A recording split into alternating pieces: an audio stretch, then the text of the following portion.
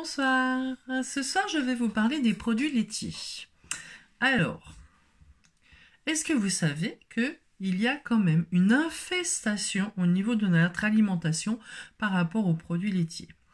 Dans 80% de la charcuterie, il y a des produits laitiers.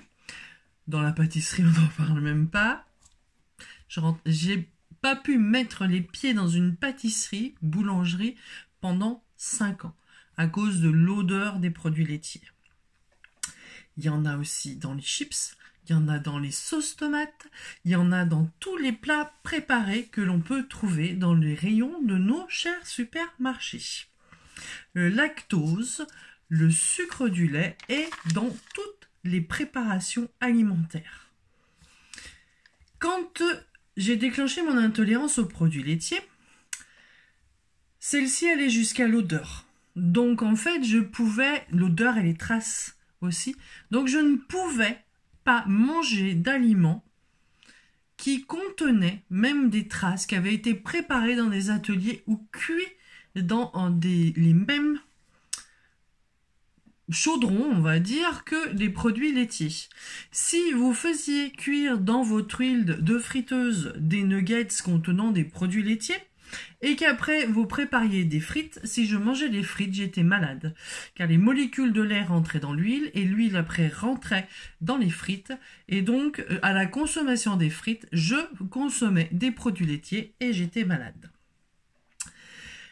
Je me suis tournée vers le bio à un moment donné en me disant peut-être qu'il y a moins de produits laitiers dans les recettes bio. Parce que c'est du bio. Donc je pensais que le bio, c'était mieux. Eh ben non. Pareil, les mêmes recettes avec des produits bio, mais les mêmes recettes avec du lactose de partout. Donc je ne pouvais pas consommer de plats préparés. Donc j'ai commencé à cuisiner. J'ai remplacé le lait par d'autres produits. J'ai consommé pendant longtemps, j'ai évité les produits à coque dont ma fille était allergique. Voilà, ça m'a enlevé pas mal de choses.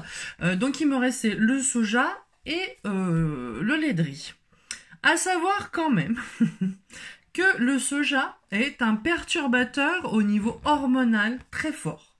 Donc si vous consommez du soja et que vous faites de grosses bouffées de chaleur, essayez de supprimer le soja pendant un petit moment et je pense que vous allez avoir des améliorations de votre santé. Ensuite, moi je me suis tournée vers le lait de riz du coup parce que le soja ne m'allait pas du tout. Et le lait de riz, j'ai appris beaucoup plus tard que c'était très sucré en fait et que ça ne résolvait pas mon problème vis-à-vis de ma candidose. On va en parler un petit peu tout à l'heure de la candidose. Donc le lait de riz, pas très cool.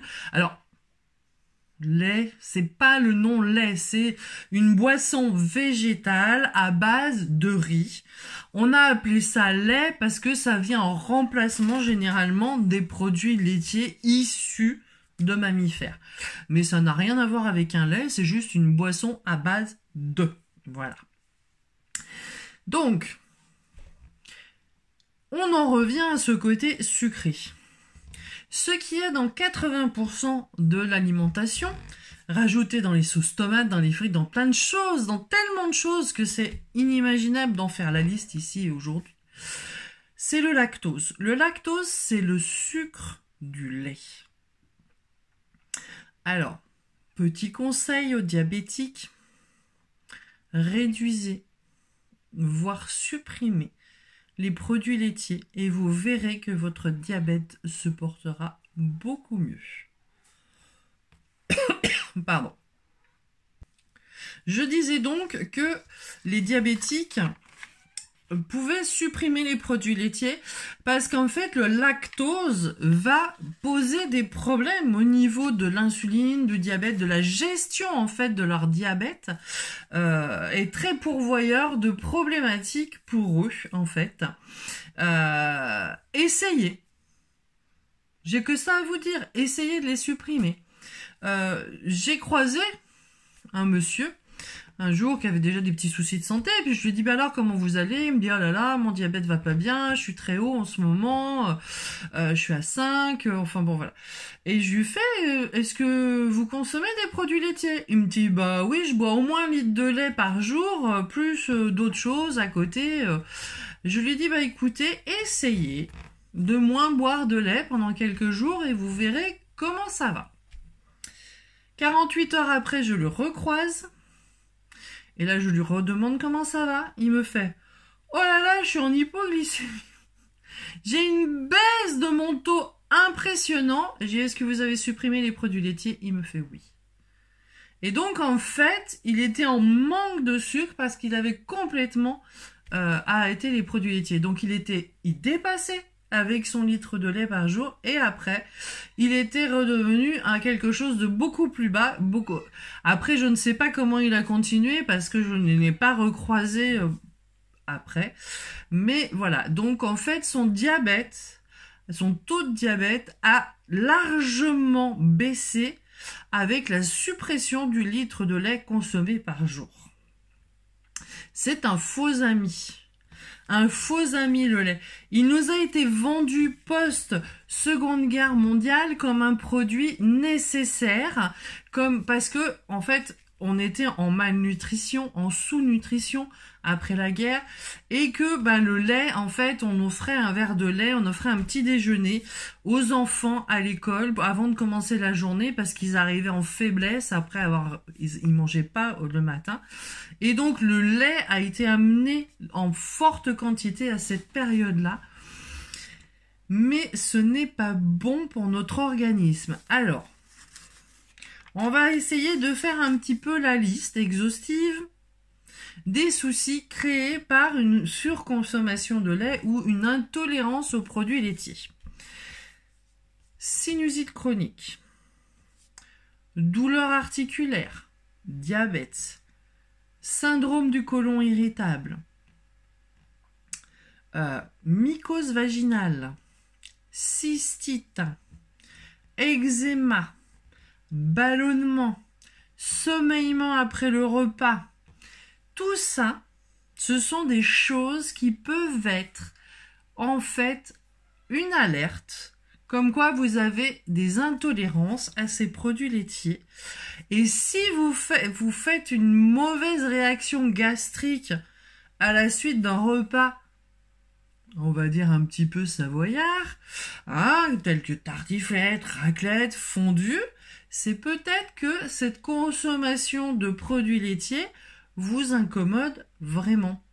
Alors souvent il y en a qui disent oh là là c'est le petit vin blanc que j'ai pris par-dessus, il est mal passé. Non, c'est pas le petit vin blanc. Après, sauf si vous êtes intolérant au sulfite, mais c'est bien souvent surcharge de produits laitiers et que le corps là il a eu une masse importante et qu'il n'arrive pas à le digérer correctement. Vous vous saturez en fait l'organisme avec ce produit toxique pour vous, en fait, et qui va vous créer tous ces phénomènes secondaires derrière, un petit peu désagréables. Alors, pour tester si on est intolérant aux produits laitiers, il y a un moyen tout simple. Éviction totale pendant au moins 3 mois. Qu'est-ce qu'elle nous dit là, la dame ? Pas manger de produits laitiers pendant 3 mois, pas de lait, pas de fromage, pas de beurre, pas de crème, pas de yaourt, pas de lactose dans les plats préparés, de vaches, de chèvres, de brebis, de juments, d'ânesse. C'est-à-dire que si vous avez des produits de beauté faits avec le lait de jument ou le lait d'ânesse, pareil, on les utilise pas pendant 3 mois. Et là, vous verrez s'il y a une amélioration de votre santé. Et vous verrez très rapidement, c'est quand si vous en reconsommez derrière, que les symptômes vont revenir derrière. Alors, moi, quand j'ai été intolérante aux produits laitiers, très fort, suite à une intoxication au nickel dans le dossier chirurgical qui s'est porté sur la digestion. Donc, plus du tout de produits laitiers. Même pas en présentiel dans la maison, parce que même l'odeur me dérangeait. Mon mari, qui adore ça, qui adorait ça, comme moi, j'adorais les produits laitiers, il n'y a pas de souci, a arrêté d'en consommer à la maison. Et quand il faisait les stages avec ses élèves, quand il faisait ses formations en informatique, eh ben, il mangeait au restaurant. Et il en profitait de se manger un bon truc qu'on mangeait plus à la maison. Un gratin, un pain, un truc bien plein de crème ou de fromage ou de choses comme ça. Et pendant 10 jours, il était malade. Sinusite, fatigue, ronflement. Voilà. Donc, il s'est rendu compte quand même que malgré tout, lui aussi était intolérant aux produits laitiers. Et il a fini par s'en passer complètement aussi comme moi. En dehors du fait de ces intolérances et de ces effets secondaires négatifs, il est vrai que certes, nous sommes des mammifères et les mammifères ont besoin de lait au début de leur vie. À savoir que les bébés, donc tous, mangent du lait. Que ce soit les petits chatons, mangent du lait, mais après les chats ne mangent pas de lait, ils mangent des souris. La vache mange du lait. Dans son jeune âge, les petits veaux, ils sont sous le lait de la mère. Mais, adultes, elles mangent de l'herbe. Si on prend les lions, pareil, au début, ils boivent du lait, ensuite, ils bouffent des gazelles. Hein? Ils sont carnivores. Donc, tous les mammifères commencent leur vie en mangeant du lait, mais à un certain moment de leur avancement dans l'âge, ils arrêtent d'en manger, ils mangent autre chose, ils passent à leur vrai alimentation en fait, sans manque, sans qu'ils aient besoin un jour ou l'autre d'en reprendre sur une tartine avec un bon morceau de pain plein de gluten. Enfin bon, donc l'être humain est le seul mammifère à consommer du produit laitier à l'âge adulte, alors que ceci est néfaste à sa santé. Alors, j'avoue, on a une quantité de petits fromages en France qui sont super sympathiques. C'est vrai que quand on va dans d'autres pays, ils sont pas tout aussi sympathiques, les fromages. Mais c'est pas pour autant que c'est bon à la santé. C'est bon au goût. Vous avez remarqué, ce qui est bon au goût est pas toujours bon à la santé. Et puis ce qui est bon à la santé, des fois au niveau du goût, c'est pas terrible. Mais bon, c'est comme ça. Et franchement, quand on apprend à manger sans ces produits laitiers-là, on finit par reconnaître leur goût quand on en retrouve. L'été dernier, des invités, on a fait un petit brunch. Il y avait des choses sur la table, on savait pas trop ce que nos invités mangeaient, donc on a fait un petit frichti et on a mis plein de choses, on a mis, voilà, et puis des petits saucissons dans un coin. Voilà. Et ça faisait longtemps que j'avais pas mangé de porc. J'ai mangé du saucisson et à la première bouchée, j'ai fait « Oulala, ça n'a pas que le goût du porc, ça ». J'en mangeais de temps en temps du saucisson, sans produits laitiers, bien sûr, très difficile à trouver par contre. Et là, j'avais un peu pris la boîte comme ça, à la va-vite, dans le magasin où je faisais mes courses. Et je regarde la boîte, je lis la petite notice, lactose. J'ai senti que le saucisson n'avait pas le même goût que d'habitude et que ce goût derrière me plaisait moyen. Et en fait, il y avait du lactose dedans. Comme dans 80% de la charcuterie, on en a déjà parlé tout à l'heure. Il a un goût, ce lactose. Quand on l'a en permanence tous les jours dans la bouche, on ne le sent plus. Quand on n'en a pas eu pendant 5 ans et qu'on l'a de nouveau en bouche, on le repère, on se dit ça, c'est pas un goût habituel dans mon alimentation. Et bien heureusement, parce que je me traite quand même, je fais attention, je cherche à atténuer cette intolérance aux produits laitiers que j'ai pour éviter justement d'être malade sur des petits accidents comme ça. J'ai pas eu de problèmes gastriques derrière parce que ces problèmes gastriques étaient quand même assez violents chez moi et donc du coup j'ai pu passer outre. Comment j'ai fait? Alors déjà j'ai détecté cette intolérance aux produits laitiers de cette façon-là, en faisant des hyper réactions gastriques hein, quand j'en consommais, et puis en faisant des réactions olfactives, perte de voix, troubles neurologiques, grosse fatigue d'aller dormir, hein, donc on parlait des ballonnements, de la fatigue après les repas, c'était exponentiel, fois 100, 1000 ou voilà. Pendant 3 heures, la cata complète. Avec limite de la narcolepsie aussi, besoin de dormir, je tombais de fatigue, on ne pouvait pas me réveiller. Et donc du coup, grâce à la méthode JMV qu'on pratique maintenant, j'ai réussi à atténuer cette intolérance alimentaire. Alors, je vous dirais que j'ai consommé du lactose l'été dernier, j'ai pas été malade. Les traces ne me gênent plus comme avant. Mais c'est pas pour autant que j'ai testé de manger un bon bout de fromage avec du pain. Parce que, au final, ça fait plus de 5 ans maintenant, ça fait même 7 ans, que je ne consomme plus de produits laitiers. Plus du tout. Mais du tout. Zéro partout, zéro.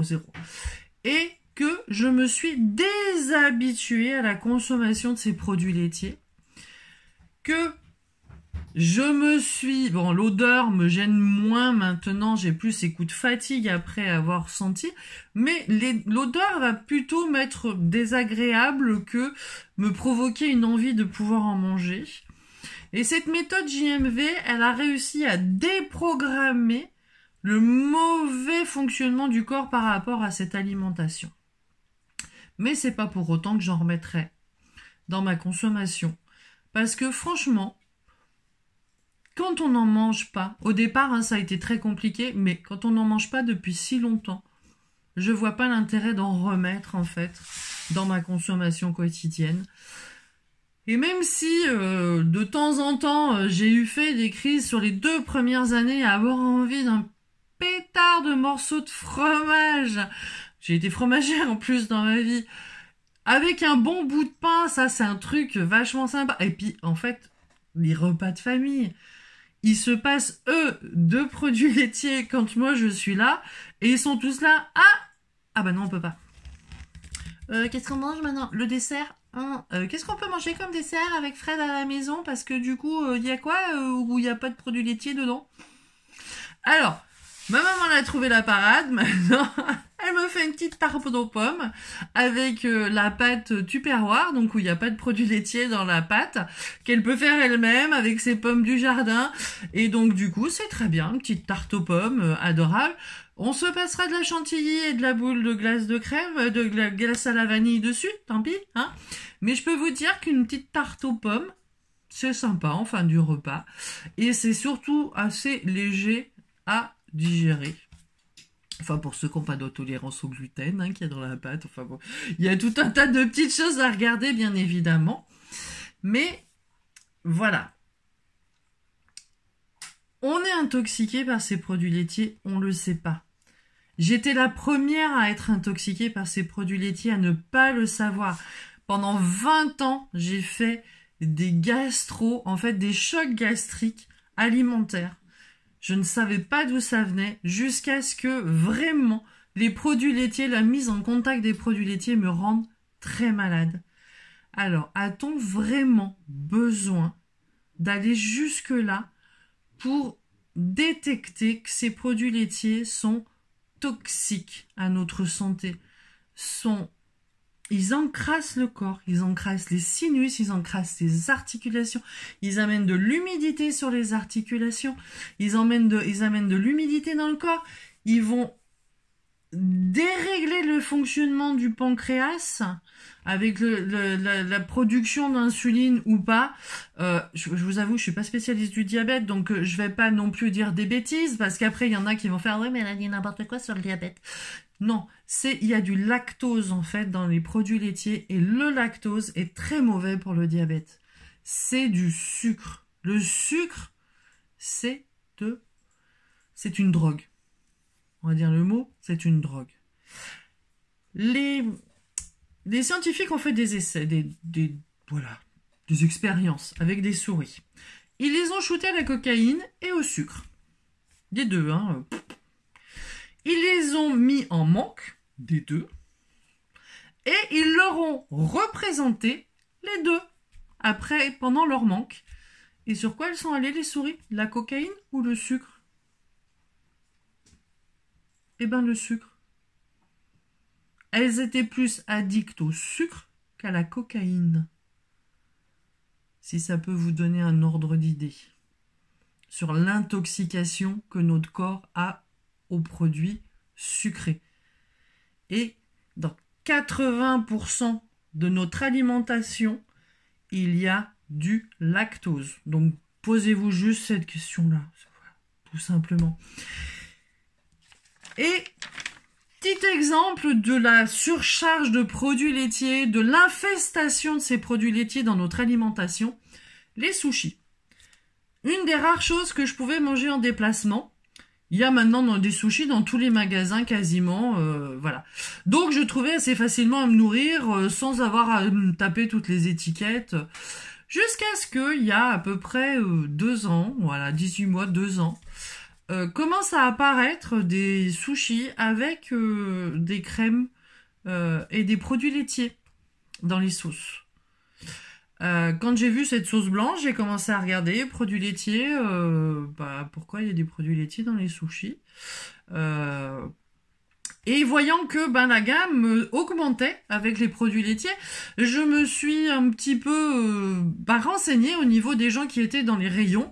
Et je leur ai posé la question. Ils m'ont fait oui, bon, on sait qu'à la base, les sushis, il n'y a pas de produits laitiers dedans. Ouais. Quand on se renseigne au niveau des intolérances alimentaires, il faut savoir que les Japonais sont à 100% intolérants aux produits laitiers et qu'il n'y en a pas dans leur alimentation. Voilà. Donc déjà, ça, c'est une chose de régler. Donc, il n'est pas censé y avoir de produits laitiers dans les sushis. Mais comme les Français préfèrent quand il y a des produits laitiers de partout, maintenant, les sushis en France sont avec des produits laitiers à 90%. Moi, je ne peux plus acheter qu'une seule, sur toutes les barquettes proposées, qu'une seule barquette où il n'y a pas de produits laitiers. C'est honteux. Moi, je dis c'est honteux. Moi, je leur ai fait remonter l'information à plusieurs reprises en leur disant « Mais vous vous rendez compte? Qu'est-ce que viennent faire les produits laitiers dans un aliment qui vient d'un pays où ils n'en mangent pas ?» Oui, mais bon, ça se vend mieux. Donc, pour le profit, pour le fric, ils vont vous rajouter des produits laitiers qui sont toxiques pour vous, juste parce que vous allez préférer ça au goût, alors que franchement, vous avez réfléchi? Est-ce que vous, dans vos plats, vous mettez... Ah si, c'est vrai. Si, la crème au beurre pour le saumon. Mais ça me viendrait plus à l'idée de mettre des produits laitiers avec du poisson, tout simplement. Pour moi, c'est devenu incompatible dans ma tête. Je sais pas, mais j'aimerais bien que vous compreniez quand même que ce système alimentaire industriel rajoute des produits dans vos plats qui n'ont rien à y faire. Et le lactose n'a rien à faire dans les sauces tomates. Le lactose n'a rien à faire dans la charcuterie, dans tout ça. Parce que c'est juste fait pour rajouter du poids, rajouter de la matière, faire que ce soit un peu plus cohérent, pour rendre les choses, entre guillemets, plus onctueuses. Mais onctueuses de quoi? Ça vous mange le goût, ça vous mange plein de choses et ça vous détruit la santé. Alors je sais qu'il y en a qui vont pas être amis avec moi après cette vidéo, mais je m'en fous. Je m'en fous parce que moi j'en suis sortie, parce que moi j'ai vu le changement dans mon corps, j'ai vu l'amélioration de ma santé sans ces produits laitiers, j'ai vu la différence aussi chez mon mari sur ses ronflements. Alors toutes les femmes, des hommes qui ronflent, pensez-y. Vous pouvez supprimer 95% des ronflements en supprimant les produits laitiers et le gluten de l'alimentation de votre mari. Ça dégagera leur sinus et ça leur permettra de bien dormir et à vous aussi. Juste ça. Si ça peut vous aider à bien dormir. Voilà. Moi, je sais quand il en a reconsommé un petit peu trop, par exemple du gluten, c'est surtout le gluten, mon mari, parce que les produits laitiers, c'est pareil que moi, il en veut plus et il en consomme plus. Mais je le sais, quand il en mange trop, je lui mets un petit coup de coude, je lui fais « T'as ronflé cette nuit ?» C'est notre petit... Comment dire? C'est notre petite sonnette d'alarme. Quand les ronflements augmentent, c'est qu'il a mangé trop de gluten. Pour lui, alors les produits laitiers, c'est direct. Hein, s'il en mange pendant 10 jours, après, il a de la sinusite. Donc de toute façon, là, même lui, il a plus envie des sinusites chroniques. Donc il le fait de lui-même, les produits laitiers. Après, les ronflements, franchement... Ça le dérange quand même un petit peu de m'empêcher de dormir, mais lui s'en rend même pas compte, il dort. Voilà. Et il dort très bien. Mais voilà, donc réfléchissez-y. Diabète, ballonnement, côlon irritable, mycose, cystite, fatigue après le repas. Si vous avez tous ces symptômes-là, réfléchissez-y. Je vous souhaite une bonne bouffe. Non, je rigole. Je vous souhaite d'être en pleine forme, d'être en pleine santé. Et puis à tout bientôt. Au revoir.